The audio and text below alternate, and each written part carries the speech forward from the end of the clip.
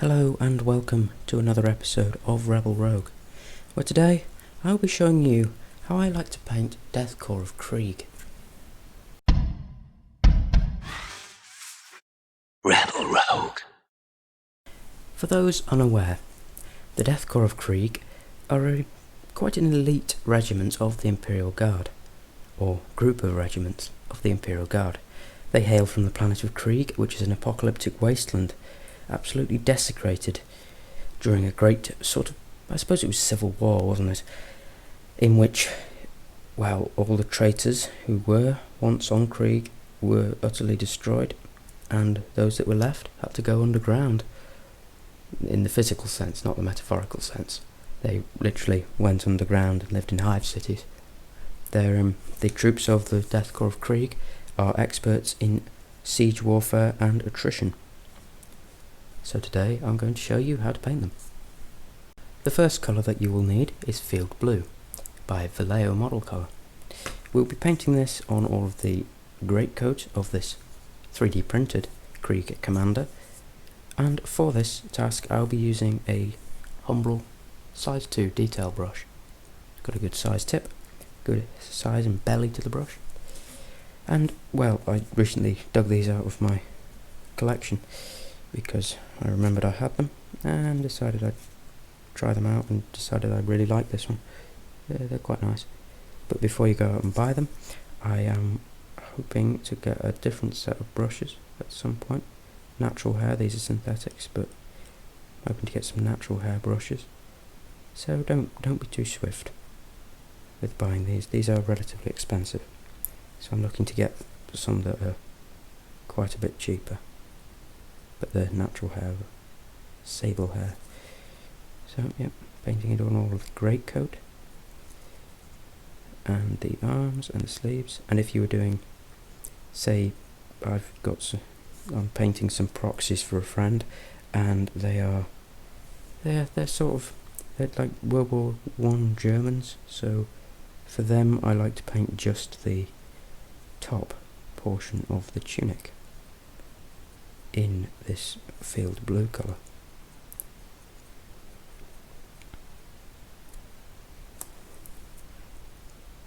If painting infantry, such as say German World War I proxies, you can paint their trousers. At this point, you can paint their trousers in German field grey, World War II,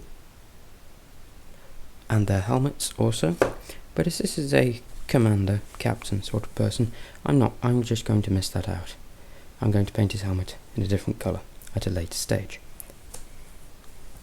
So now we can move on to base coating all of the leather parts. If you don't know how to base coat, I do have a video about it, and I shall link it in the top right hand corner of the screen. So to base coat the leather, we'll be using Flat Brown by Vallejo. If any of you are wondering why I'm not using Games Workshop paints, it's because I don't actually own that many, and I didn't used to buy them for the simple fact they're not in dropper bottles, and I prefer dropper bottles. For this task, I'm going to switch out to the size 0, the size 1, as it used to be my everyday use brush a long time ago. I bashed flat earlier today to create a dry brushing brush. So, but the size 1 is a suitable size. Quite a fine brush. Take a bit of paint, and merely all the leather parts are the belt and any other straps you may have on your infantrymen. For example, on the figures I've been painting, which are North Star military figures, Great War figures rather. They're just Great War figures. They've got straps, they've got their belt, and then they've got straps over their packs.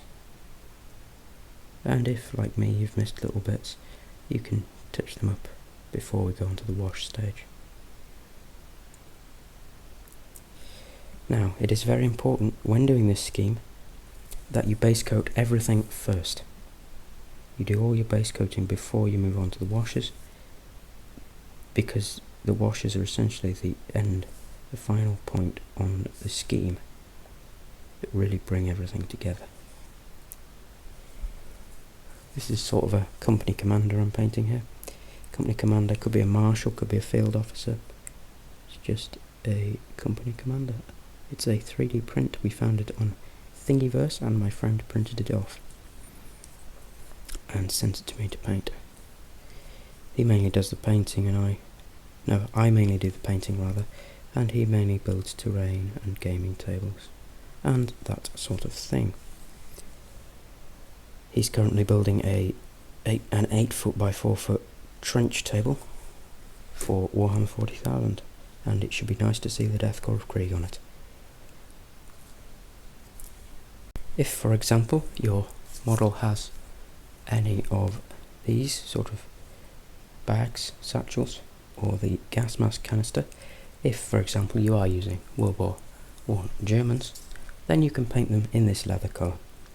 This is one that is half completed, so I'm using it for a bit of reference because I can't quite remember where all the colours are meant to go, and as these two models are very different, I don't have much of a clue. Well, I do, I'll say that. You probably start doubting me, but no, I know where things are going. It's just I couldn't remember what colour the gas mask should be. Either which way, we can now move on. We now can move on to my pretty much my favourite colour for painting black, which is, as you probably know if you're a regular viewer of the channel, it is, I can't find it, where is it? Here we are. Can't see the woods for the trees. It is this Vallejo German tank crew, the standard one, not the highlight, and it is just a very, very dark grey, or it's quite a dark grey. I think something like Citadel's Dark Reaper is good for this, but I'm going to paint it on the pipe for the gas mask. The World War I people just have self-contained gas masks and don't have this pipe, but I'm going to paint it onto the pipe. I'm hoping to get a video out on 3D printing at some point. 3D printed miniatures, because I've been sent quite a few. I'm also going to paint it on the scabbard for what in game will probably be a power sword. Paint it on that. All around that. And on the outer casing of the bolt pistol.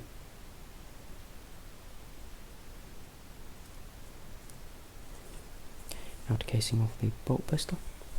The casing being this part here of bolt pistols, which just inspired me. I might well do a video in the future on bolt guns and painting them. Not necessarily the colours or anything, but just what bits are which. Maybe I will, maybe I won't. Leave a post down in the comments if you think I should do a video on the bolt gun casings. I'm also going to take this opportunity to paint the helmet in this dark grey colour. It's dark grey black sort of colour.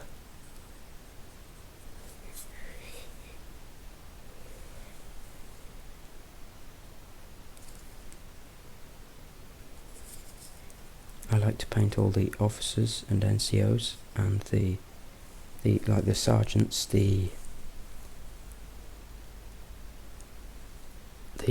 I like to paint all the sergeants and other such people. I like to paint all their helmets in this black, and I like to leave the infantry in just standard green.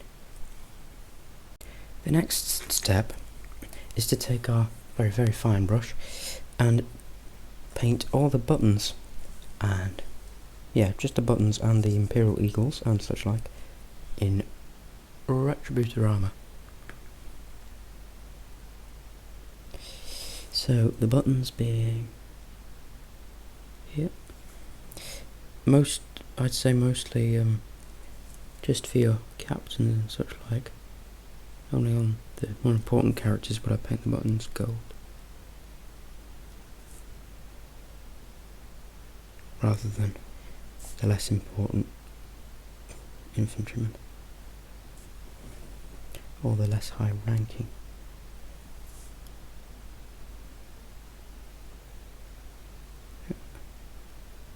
Eagle on the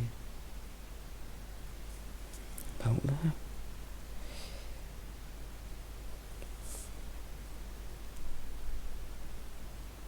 Buttons.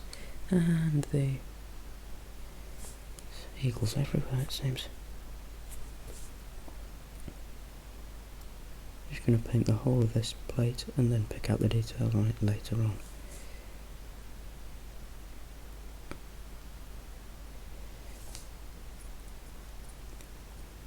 If you do make a mistake, like I just did painting gold on the pipe, you can just quickly rub it off, or take a brush with some water and rub it off, or just paint over it once it's dried. You don't need to panic about it. Any more buttons? Any more for any more? Yes, there's the eagle on the blade. You see this one? I'll just clean that smudge up later on.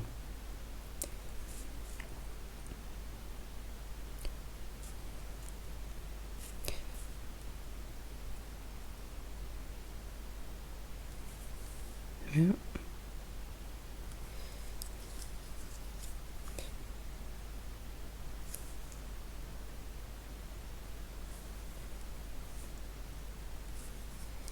And pommel. Oh, if your person does happen to have epaulets, you can paint them in gold as well.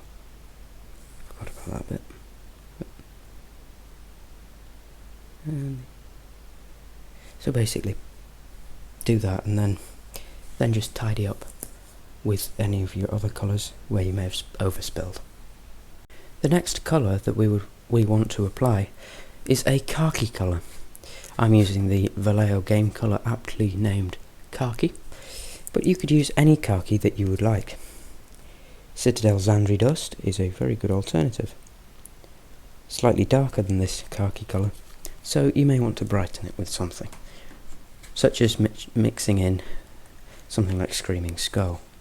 Not that I'm very familiar with the range, I'm just trying to remember what Vallejo equivalents are.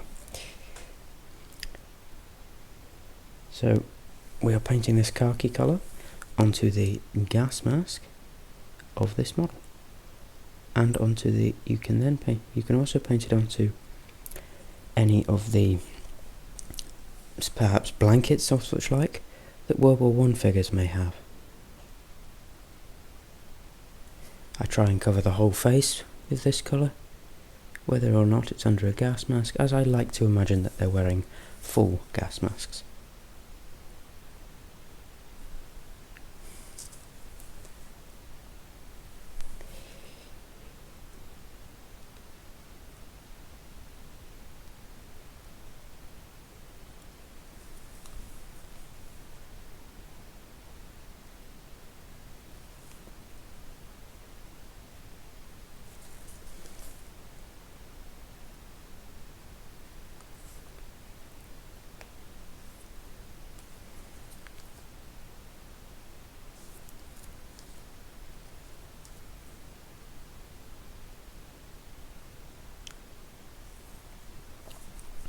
There we are. We can now move on to painting the metal. To paint the metals on this miniature, I'm using a mid-steel colour, sort of mid-metal colour. I've sort of torn between using either natural steel from Vallejo metal model colour or oily steel. I think oily steel this time.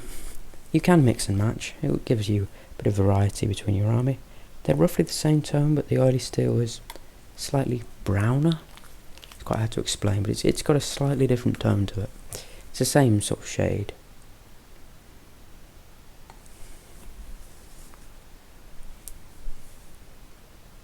So we paint this on the main part of the bolt gun. What do you call it? It's not the casing. I don't know. The main part of the bolt gun. The eye lenses, the little end of the gas mask, this gas mask box, and any other parts that you want to be metal. For example, the barrels of rifles. And such like. I've just realised I've done a really silly thing and put a metallic on my wet palette. As I will probably be mentioning in my upcoming wet palette video, you should never do this. Learn from my mistakes. Don't put metallics on a wet palette. Stupid idea. Keep them wet, but then they start separating and then it's a horrible mess. So yeah, just don't do that.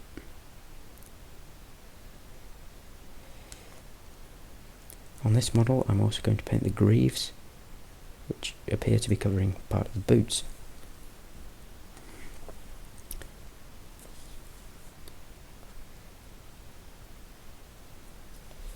I may well in a future video do a guide to painting with metallics, as they are a strange sort of paint. They often don't cover in one coat, but you don't want to make them too thick, otherwise you get brush marks, and too thin they don't cover. So they're hard to use.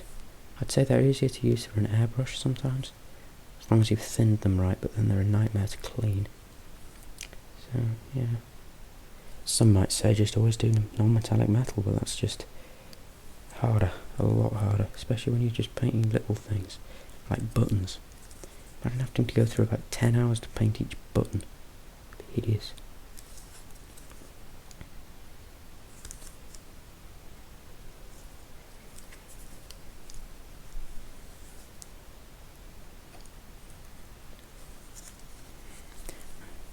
Paint the box on the chest here.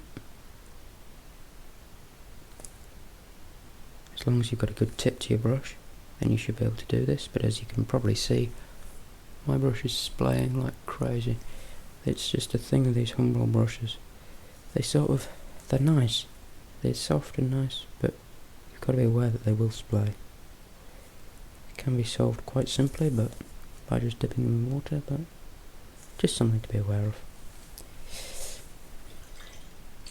Dip them in water and just drag them back whilst twisting them, and you get a nice fine point on them again. But they're just a bit dodgy otherwise. They can be a bit dodgy at times. Switching to a much smaller brush to paint the lenses. This is just my 0. Painting the lenses.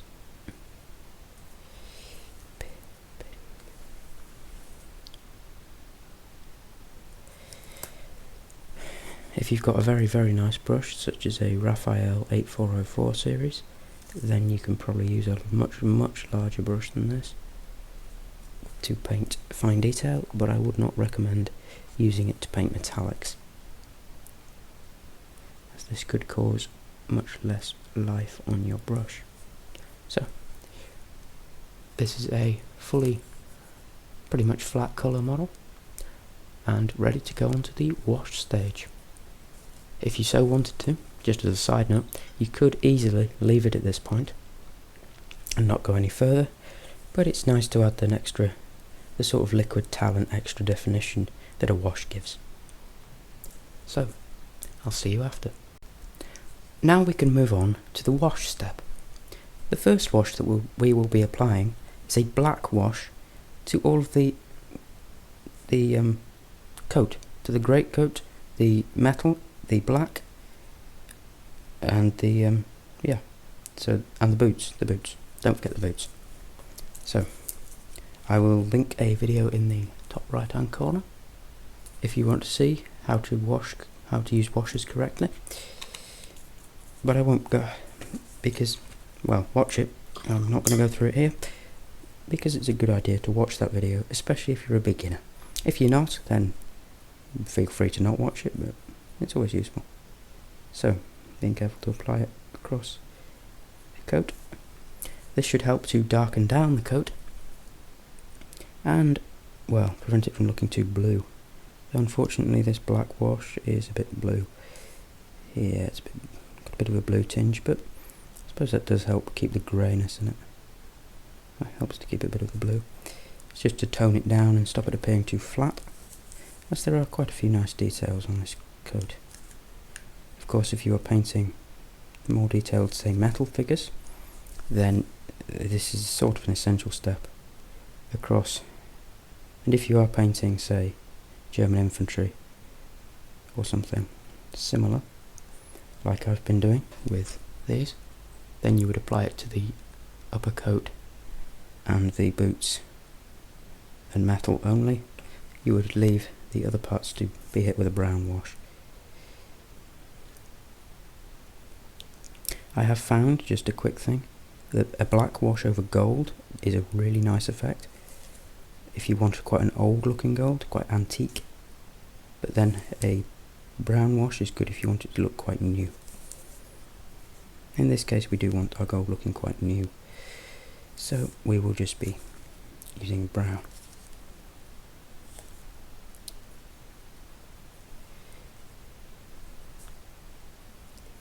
I'll finish this off and be back for the brown. The next wash to apply is a brown. For this I will be using Citadel's Agrix Earthshade, but you could use any brown that you wanted to. Strong tone from Army Painter would be a very good option. This brown will be going over the gas mask, the gold parts, so any of these sort of beige parts, the gold parts, and if you are painting people with green trousers, the green trousers and green helmets, such as, again, on my reference figure. This will also go over all of the belts on the model. Helps to enrich the brown colour, rather than having quite black colours. So, being very careful to apply it across all of the armour, well, not the armour, the gold.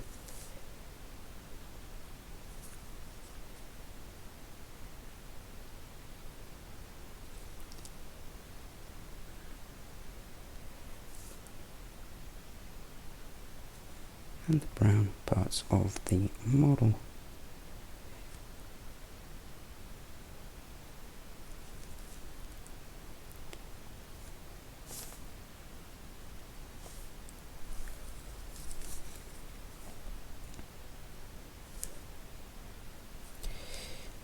There we are. So, this is the model at this after wash stage. The wash hasn't quite dried yet, but it's getting there. You could easily leave it like this, but at this part of the video I will be suggesting a few tips to take it to the next level.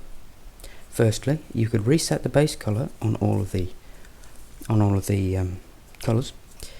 This would really help to bring an extra level of definition to the model, and I would recommend it if you are wanting this to be, say, your warlord. Another thing you could do is, of course, I haven't painted the textured the base yet because I'm going to go a step further than this. But this is to a basic battle-ready standard. I'd say it looks quite nice already. You could apply this to any model. But this certainly looks any model in your Krieg army, but I do quite like this model. And as you can see, it's appeared very, very nicely, even though it's 3D printed. It's amazing what we can do with technology nowadays. So, if you like this video, please leave a like, leave a comment if you've got anything to say, or just even if you want to suggest topics for future videos. And subscribe if you want to see more videos like this, and more other content from the channel. Feel free to check out any of the videos that just popped up, and I'll hope to see you, soon, probably next week.